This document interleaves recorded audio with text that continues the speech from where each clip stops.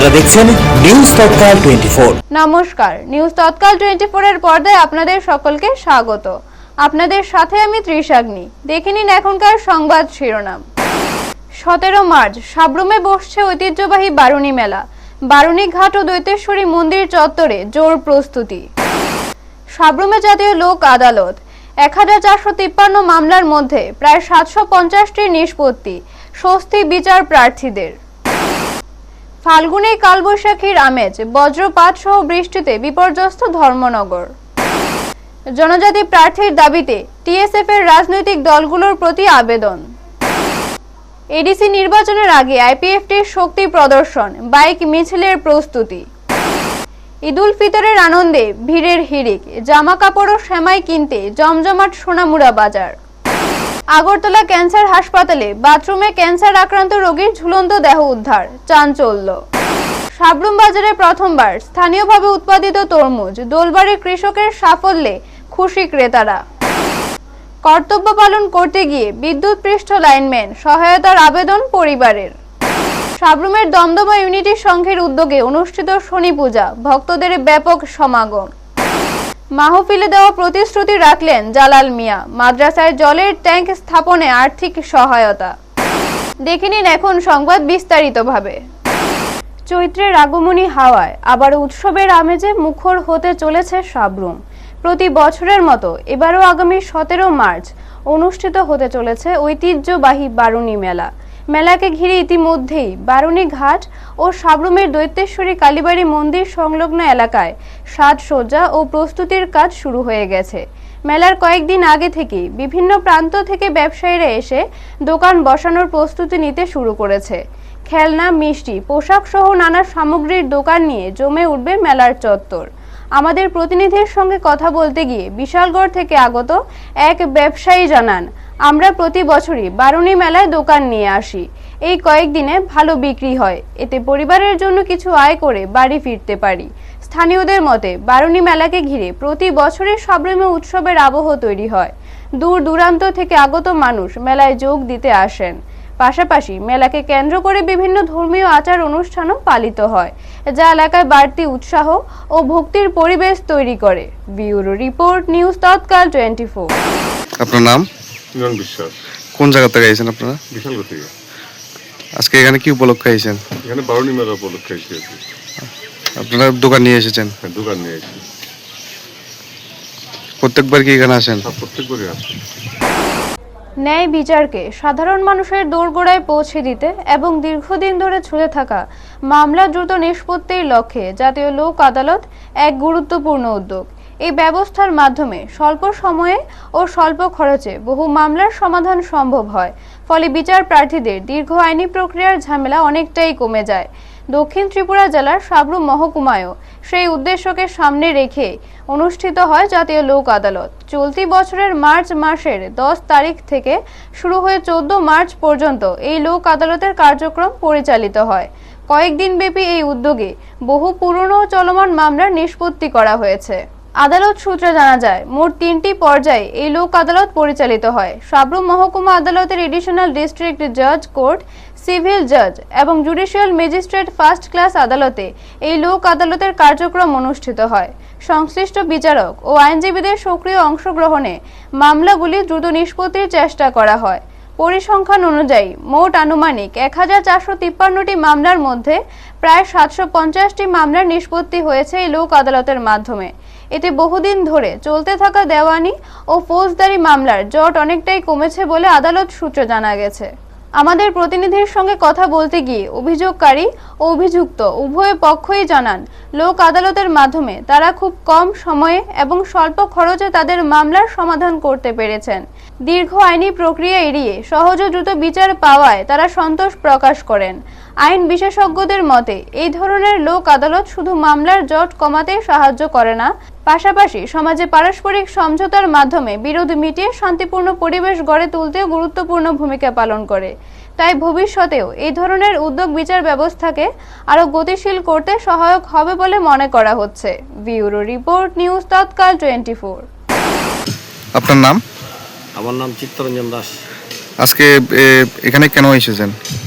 আমি আজকে এসেছি, আমার একটা ওই বাইকের কেস ছিল, তো আজকে জাতীয় লোক আদালত, তো এই হিসেবে এসেছি। লোক আদালতে মোটামুটি কমের মধ্যে দিয়ে শেষ করে দিয়েছি, আমার কেসটা শেষ হয়ে গেছে আজকে। ফাল্গুন মানে সাধারণত মৃদু রোদ, হালকা বাতাস আর বসন্তের প্রশান্ত আবহ, কিন্তু সেই পরিচিত ছবিটা যেন হঠাৎই বদলে গেল উত্তর ত্রিপুরার ধর্মনগরে। সকাল হতেই প্রকৃতি নিল এক ভিন্ন রূপ। মেঘলা আকাশ, দফায় দফায় বজ্রপাত এবং অবিরাম বৃষ্টিতে কার্যত বিপর্যস্ত হয়ে পড়ে জনজীবন। শনিবার সকালে ধর্মনগর শহরের আকাশ ধীরে ধীরে ঘন কালো মেঘে ঢেকে যায়। কিছুক্ষণের মধ্যে শুরু হয় বজ্র বিদ্যুৎ সহ বৃষ্টি। পরিস্থিতি এমন পর্যায়ে পৌঁছে যে দিনের আলোতেও চারদিক ঘুটঘুটে অন্ধকারে ঢেকে যায়। রাস্তায় চলাচলকারী যানবাহনগুলিকে হেডলাইট জ্বালিয়ে চলতে দেখা যায়। বৃষ্টির সঙ্গে পাল্লা দিয়ে বইতে থাকে কালবৈশাখীর মতো দমকা হাওয়া। ঘন ঘন বজ্রপাতের শব্দে আতঙ্ক ছড়িয়ে পড়ে শহর জুড়ে। হঠাৎ এই দুর্যোগে পথচারীরা নিরাপদ আশ্রয়ের ছুটতে থাকেন এবং অনেকেই দ্রুত বাড়ির পথে ফিরে যান। প্রাকৃতিক এই অস্বাভাবিক পরিস্থিতিতে ধর্মনগর শহরের রাস্তাঘাট প্রায় জনশূন্য হয়ে পড়ে। বজ্রপাতের আশঙ্কায় অনেকেই ঘরের বাইরে বের হতে সাহস পাচ্ছেন না। স্থানীয়দের মতে ফাল্গুন মাসে এমন ঘন অন্ধকার ও ঘন ঘন বজ্রপাতের ঘটনা আগে খুব একটা দেখা যায়নি। প্রকৃতির এই খামখেয়ালি রূপ যেন আগাম কালবৈশাখীর তাণ্ডবের ইঙ্গিত দিচ্ছে। ব্যুরো রিপোর্ট, নিউজ তৎকাল 24। ফাল্গুন মাসে এমন বৃষ্টি, এরকম অন্ধকার আপনাকে কখনো আগে দেখেছিলেন? না, ফাল্গুন মাসে বৃষ্টি হয়, কিন্তু এরকম বৃষ্টি না, এরকম অন্ধকারও হয় না। সকাল থেকে ওয়েদার কেমন ছিল? সকাল থেকে অন্ধকারটা পুরো একবারে মেঘলা, পুরো অন্ধকারই ছিল। দুপুর 12টার থেকে হঠাৎ করে সব গাড়ির হেডলাইট জ্বলা স্টার্ট হয়ে গেল, অন্ধকার, পুরো বৃষ্টি। এডিসি নির্বাচনের ময়দানে এবার জনজাতি প্রতিনিধিত্বের স্বার্থে বিশেষ দাবি সামনে এসেছে। আজ আগরতলা প্রেস ক্লাবে অনুষ্ঠিত সাংবাদিক সম্মেলনে টিএসএফ এর সহ সভাপতি জন দেববর্মা জানান, আগামী সাধারণ নির্বাচনে রাজনৈতিক দলগুলোর কাছে তারা এক অনুরোধ জানিয়েছে। তাদের দাবি অনুযায়ী 28টি আসনের প্রতিটি আসনে জনজাতি প্রার্থী থাকা উচিত। এছাড়াও 3টি সাধারণ আসনেও জনজাতি প্রার্থী নির্বাচন করতে হবে। তিনি উল্লেখ করেছেন, সম্প্রতি সিপিআইএম এর প্রার্থী তালিকা প্রকাশের পরও এই দাবি পুনর্বার জানানো হয়েছে। জন দেববর্মার মতে, জনজাতির ন্যায্য প্রতিনিধিত্ব নিশ্চিত করা হলে স্থানীয় জনগণও নির্বাচনী প্রক্রিয়ায় আরও সক্রিয়ভাবে অংশগ্রহণ করবে। ব্যুরো রিপোর্ট, নিউজ তৎকাল 24।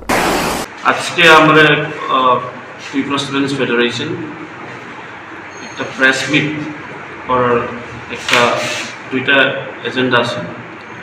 আমার সঙ্গে টিএসএফ এর জেনারেল সেক্রেটারি আছে, আর বিভিন্ন মেম্বার আছে, এক্সিকিউটিভ মেম্বার। আজকে যে আমার প্রেস মিটের আমি একটা মেসেজ দিতে চাই, সবাই পলিটিক্যাল পার্টিস আর ত্রিপুরার বাসীদের। আমরা যে সিচুয়েশন দেখছি, যে পলিটিক্যাল ডেভেলপমেন্ট, আপনি সবাই জানেন, কামিং টিটিডিসি ইলেকশন আমি একটা ক্যান্ডিডেট লিস্ট দেখছি সিপিআইএমের। এখানে মনু সোলেন্টারের নন ইন্ডিজিনাস ক্যান্ডিডেটের নমিনেশন করছি। তো আমি রিকোয়েস্ট করতে চাই সবাই পলিটিক্যাল পার্টি যত পারে ইন্ডিজিনাস ক্যান্ডিডেটের দিলে ভালো। BJP, CPIM, Congress, Tripura Motha, IPF, সবাই পলিটিক্যাল পার্টি বেশিরভাগ ইন্ডিজিনাস মানুষ, ইন্ডিজিনাস ক্যান্ডিডেট দিলে ভালো। কারণ the very spirit of the 6th schedule is to protect the culture identity of the indigenous community. আর এই জন্য আপনি দেখতেছি মনু সোলেন্টারের যদি নন ইন্ডিজিনাস ক্যান্ডিডেট দিলে আদার ইন্ডিজিনাস কমিউনিটি আছে, অনেক আছে, তারা যে রিপ্রেজেন্টেশন এটা ল্যাক হয়ে যায়। আর এটা যে কনস্টিটিউশনের যেটা স্পিরিট 6th শিডিউল की the spirit of the 6th schedule उसका पर्पस वो सॉल्व नहीं करेगा। इसलिए जो इंडिजिनस कम्युनिटी है उसको प्रीफरेंस देने से अच्छा है। वो हम लोग का क्लियर मैसेज है to all the political parties. और एक चीज़ है जो हम देखा है কিছুদিন আগে আমি দেখছি অনারেবল মিনিস্টার রতনলাল নাথ গ্রামে একটা কইছি ত্রিপুরা টেরিটোরিয়াল কাউন্সিল, এটা দিয়া আপনার এখন ত্রিপুরা টেরিটোরিয়াল কাউন্সিল নাম এটা কল কর। তো আমি একটা for the information of all the public, say TTC এটা আমরা চাই না। আমরা কি এটা চাই, আমরা যে সিভিল সোসাইটি অর্গানাইজেশন আমি মেমোরেন্ডাম সাবমিট করছি, আর তারপরে স্ট্যান্ডিং কমিটির রিপোর্ট, যেটা পার্লামেন্টারি স্ট্যান্ডিং কমিটির রিপোর্টে দেখতেছে আমি যে ত্রিপুরাল্যান্ড অটোনমাস টেরিটোরিয়াল কাউন্সিল, এটা হলো আমার যে প্রপোজাল, ওইটাই স্ট্যান্ডিং কমিটির রিপোর্ট আছে। আগরতলায় এক গুরুত্বপূর্ণ বৈঠকে আগামী এডিসি নির্বাচনকে সামনে রেখে নিজেদের কৌশল চূড়ান্ত করল আইপিএফটি। মন্ত্রী শুক্লাচরণ নোয়াতিয়া, সভাপতি প্রেম কুমার রিয়াং এবং সাধারণ সম্পাদক স্বপন দেববর্মা বৈঠকে উপস্থিত ছিলেন। দলের সূত্রে জানা গেছে, এই বৈঠক রাজনৈতিক প্রেক্ষাপটে গুরুত্বপূর্ণ, কারণ 28টি আসনের নির্বাচন ঘোষণার আগেই আইপিএফটি মাঠে শক্তি প্রদর্শন করতে চায়। আগামী 17 মার্চ সাংগঠনিক বিভাগের মাধ্যমে নির্বাচনী এলাকায় বাইক মিছিলের মাধ্যমে দলের উপস্থিতি দৃঢ় করার পরিকল্পনা রয়েছে। এছাড়া প্রতিটি ডিভিশনকে নির্ধারিত নির্বাচনী এলাকায় ভোটের পরিস্থিতি পর্যবেক্ষণ করে রিপোর্ট জমা দেওয়ার নির্দেশ দেওয়া হয়েছে। আইপিএফটি এখন পর্যন্ত স্পষ্ট বার্তা দিয়েছে 28টি আসনে পূর্ণাঙ্গ লড়াই করবে। তবে নির্বাচনী পরিস্থিতি ও বিজেপি মথার অবস্থানের উপর নির্ভর করছে চূড়ান্ত কৌশল। রাজনৈতিক বিশ্লেষকদের মতে বিজেপি মথা ও আইপিএফটির সম্ভাব্য জোট নিয়ে চলমান আলোচনা এডিসি নির্বাচনের আবহকে আরও উত্তেজনাপূর্ণ করেছে। দলের পক্ষ থেকে জানানো হয়েছে, দল একক লড়াই হলেও যথাসম্ভব সর্বোচ্চ শক্তি দেখানোর পরিকল্পনা নেওয়া হয়েছে। সব মিলিয়ে আগামী নির্বাচনী যুদ্ধের সূচনা হওয়ার আগেই আইপিএফটি নিজেদের অবস্থান শক্ত করে নিতে চাইছে। ব্যুরো রিপোর্ট, নিউজ তৎকাল 24। আপনারাও জানেন সামনে এডিসি ইলেকশন আছে, সাধারণ নির্বাচন। তো এটা নিয়ে প্রস্তুতিমূলক হিসাবে আজকে আমাদের আইপিএফটি দলের সিইসি মানে কেন্দ্রীয় কার্যকরী যে কমিটি, এই কমিটির সদস্য, পাশাপাশি আমাদের যে ডিভিশনের প্রেসিডেন্ট, সেক্রেটারি সহ আজকে আমরা বৈঠকে বসেছি।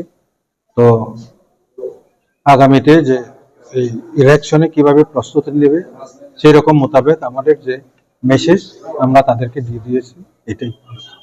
আপনারা এডিসিতে কি আপনারা একা লড়াই করবেন নাকি বিজেপির সাথে? না, এটা আমরা যখন ইলেকশন ঘোষণা করব, ঘোষণার পরে আমরা আমাদের পজিশনটা আমরা জানাবো। ঠিক আছে, এখনো কি প্রার্থী তালিকা নাম আমাদের সব চূড়ান্ত, আমরা তৈরি আছি, রেডি। 28টা যেটা আছে 28টাতে আমরা রেখেছি, কিন্তু আমরা তো একটা জোটের মধ্যে আছে, যে কারণে আমাদের দলের প্রার্থী ঘোষণা অথবা আমাদের কোনো জোট সম্পর্কে আমাদের যে সিদ্ধান্তটা আমরা এখন বলবো না। তো ইলেকশন ঘোষণার পরে আমরা পরবর্তী সময়ে প্রেস মিটের মাধ্যমে আমরা আমাদের বক্তব্যটা জানাবো। ঈদ আসছে, আর সেই আনন্দের ছোঁয়া এবার ভিড়ের আকারে দেখা যাচ্ছে রাজ্যের বিভিন্ন বাজারগুলিতে। জামা কাপড়, সেমাই এবং অন্যান্য সজ্জার সামগ্রী কিনতে বাজারে ভিড়, বিশেষ করে মহিলাদের উপস্থিতি চোখে পড়ার মতো। 2026 সালের রমজান 19 ফেব্রুয়ারি থেকে শুরু হয়েছে, আর আগামী এক সপ্তাহ পর চাঁদ দেখা মাত্রই মুসলিম ধর্মাবলম্বীরা উদযাপন করবেন ঈদ উল ফিতর।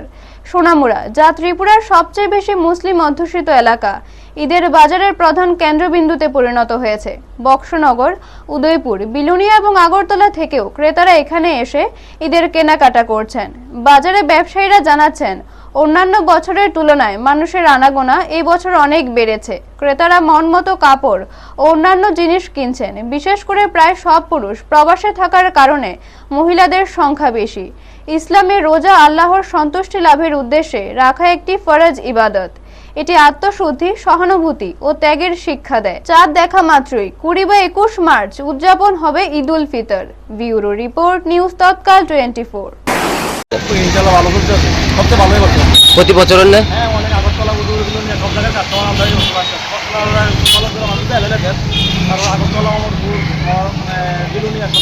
সব মানুষ ঈদের বাজার একবার সুনামকে বেছে নিয়েছে।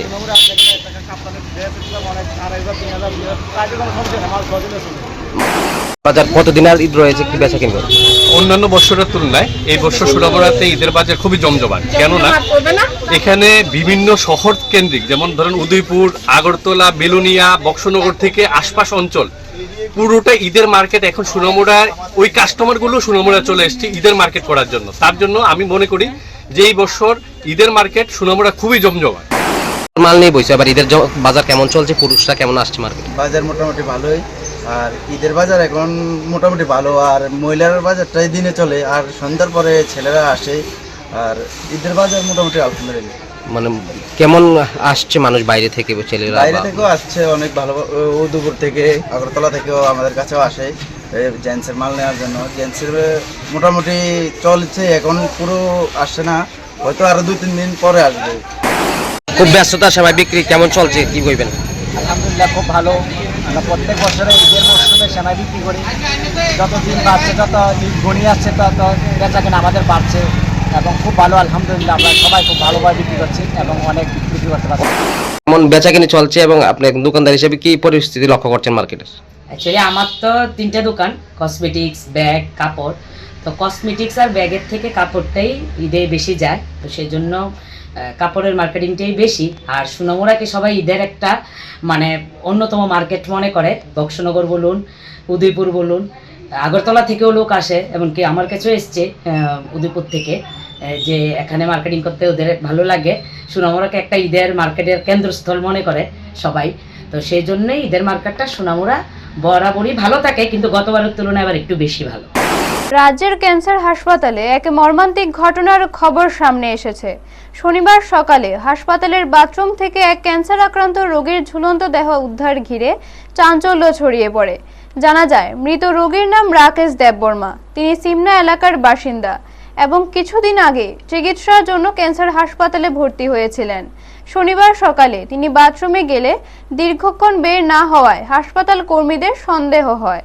পরে দরজা ভেঙে ভেতরে ঢুকে তার ঝুলন্ত দেহ দেখতে পান কর্মীরা।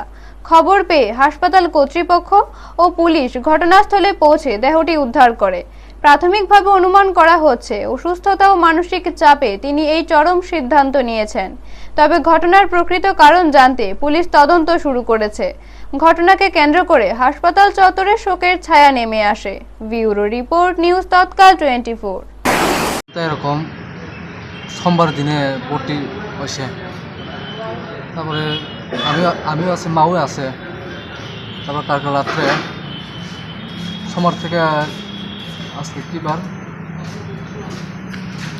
শনিবার 4-5 দিন হয়ে গেছে। 4-5 দিন হাসপাতাল থাকে তো ঘুম তো আয়ে, তারপরে 2টা পর্যন্ত করছে, দেখা করছে, তারপরে ঘুমাইছে 10-15 মিনিট ঘুমাইছে। তারপরে ঘুম উঠে দেখছে নাই, তারপরে বাথরুমে গেছে না কই জানি গেছে, বাথরুমে দেখছে। তারপরে একটা বাথরুম বন্ধ আছে, বাথরুম থেকে মানে সাউন্ড করছে, বাবা করে সাউন্ড করছে, আমি বাবা ওই। তারপরে সাউন্ডে আয় না, তারপর বাথরুমতে 2-3 বার ধাক্কা মারছে, তারপরে কোন সাউন্ডে আয় না। তারপরে একটা বাথরুম খোলা আছে, জানলা থেকে উঠে দেখছে। তারপরে কি অবস্থা পাইছেন? এমনি ঝুলানো অবস্থা। সাবরুমে কৃষির নতুন সম্ভাবনার বার্তা নিয়ে বাজারে উঠেছে স্থানীয়ভাবে উৎপাদিত তাজা তরমুজ। এতে খুশির হাওয়া বইছে শহরের বাসিন্দাদের মধ্যে। সাবরুম শহরের বাসিন্দাদের জন্য এটি নিঃসন্দেহে আনন্দের খবর। প্রথমবারের মতো স্থানীয়ভাবে চাষ করা তরমুজ বাজারে নিয়ে এসেছেন সাবরুম মহকুমার দোলবাড়ি গ্রাম পঞ্চায়েতের মগপাড়া এলাকার কৃষক হরিরঞ্জন দাস। নিজের 1 কানি জমিতে তরমুজ চাষ করে তিনি সফলতার মুখ দেখেছেন। তার ক্ষেত থেকে উৎপাদিত তাজা তরমুজ এখন সাবরুম বাজারে বিক্রি হচ্ছে এবং ক্রেতাদের মধ্যেও এর চাহিদা দেখা যাচ্ছে। দোলবাড়ির এই তরমুজ স্বাদেও আলাদা হওয়ায় অনেকেই আগ্রহ নিয়ে কিনছেন। এতদিন সাবরুম বাজারে মূলত শিলং থেকে আনা তরমুজই বেশি দেখা যেত, তবে এবার সেই বাজারে স্থানীয়ভাবে উৎপাদিত তরমুজও জায়গা করে নিতে শুরু করেছে, যা এলাকার কৃষকদের জন্য নতুন আশার বার্তা বলেই মনে করছেন অনেকেই। ব্যুরো রিপোর্ট, নিউজ তৎকাল 24। কৃষ্ণসূত্রে দোলবাড়ির কৃষক হরিরঞ্জন দাসের ক্ষেতের তরমুজ আমি খুব সস্তা কিনেছি এবং চাহিদা এখানে খুব বেশি। কর্তব্য পালনের ময়দানে জীবন মৃত্যুর সঙ্গে লড়াই করছেন এক চুক্তিবদ্ধ বিদ্যুৎ কর্মী। তাকে বাঁচাতে এখন সহায়তার হাত বাড়ানোর আবেদন জানাচ্ছে তার অসহায় পরিবার। গত শুক্রবার সাবরুম এলাকায় দায়িত্ব পালন করতে গিয়ে বিদ্যুৎপৃষ্ট হন বিদ্যুৎ দপ্তরের চুক্তিবদ্ধ লাইনম্যান দিব্যেন্দু পালিত। দুর্ঘটনার পর গুরুতর আহত অবস্থায় তাকে দ্রুত উদ্ধার করে আগরতলা জিবিপি হাসপাতালে ভর্তি করা হয়। বর্তমানে তার শারীরিক অবস্থা অত্যন্ত সংকটজনক বলে চিকিৎসকরা জানিয়েছেন।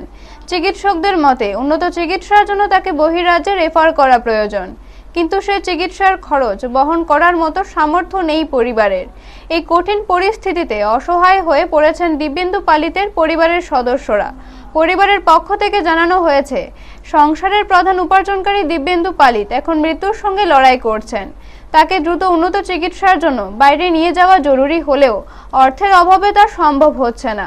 এই পরিস্থিতিতে পরিবারের সদস্যরা রাজ্যের মুখ্যমন্ত্রী ও বিদ্যুৎ মন্ত্রীর কাছে মানবিক সহায়তার আবেদন জানিয়েছেন। তাদের আশা, সরকারের তরফে দ্রুত সহায়তা মিললে হয়তো একজন কর্তব্যনিষ্ঠ বিদ্যুৎ কর্মীর প্রাণ রক্ষা করা সম্ভব হবে।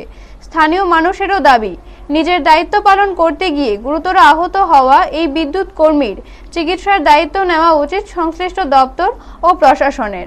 এখন সকলের প্রার্থনা, বিদ্যুৎ দপ্তরের চুক্তিবদ্ধ লাইনম্যান কর্মী দিব্যেন্দু পালিত যেন দ্রুত সুস্থ হয়ে পরিবারের কাছে ফিরে আসতে পারে। ব্যুরো রিপোর্ট, নিউজ তৎকাল 24।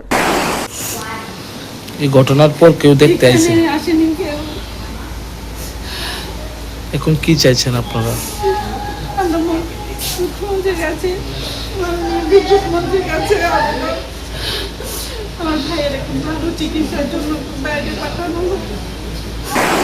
সাবরুম মহকুমার দমদমা এলাকায় ধর্মীয় আবহে অনুষ্ঠিত হলো শনি পূজা।